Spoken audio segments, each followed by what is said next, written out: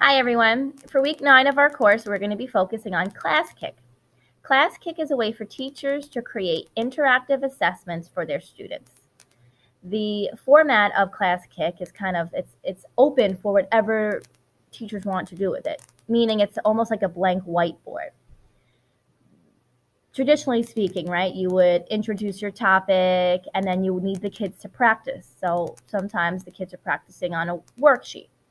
So how about trying to take that worksheet and instead of giving it out paper and pen, adding an interactive worksheet online.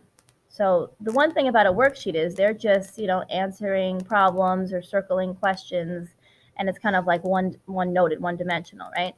The great thing about a Classkick is students can still answer the same problems that you would have wanted them to on pen and paper. However, there's many features that you can add to that paper. You can add videos. You can add links. You can add audio notes. So whatever you want to create, you're going to create it on Classkick. You're going to ask students to either answer multiple choice questions. For math, Classkick is great for math because you can ask them to solve a math problem, a multi-step math problem, and they can just kind of write it out on the Classkick app. You can take a worksheet that you already have and that you really like, and you can upload that worksheet to Classkick. But then you want to go a step further and add those interactive elements. You want to take that worksheet, upload it, but don't leave it at that, right? You want to add some resources in there, add some links, add some videos, and so forth. You can take an article that you would have normally read on paper and upload that article and have students have them practice annotating, underlining key information, circling things on the Classkick app.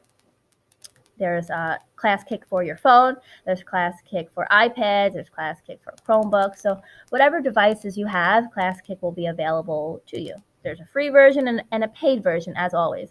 I have the free version, and I'm very happy with the free version. So after the teachers create their assessment, right, or their lesson, then they're going to share the code with their students, and the students are going to complete the Classkick questions. Teachers on their end can then see in real time all 30 or whatever the number is, all students working at one time. They pop up on little boxes and you see each student with their name.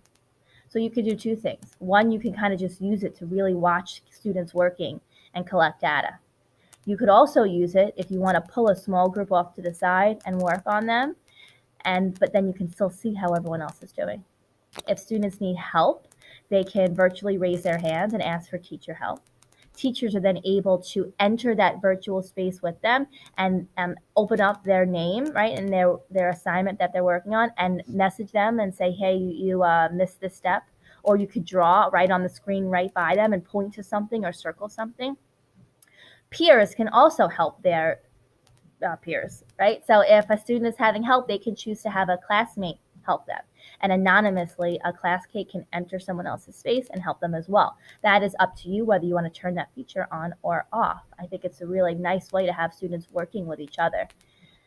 And then another great feature of Classkick, and why I chose it for this course, is you can use Classkick to differentiate your lessons, meaning you can create more than one Classkick assignment.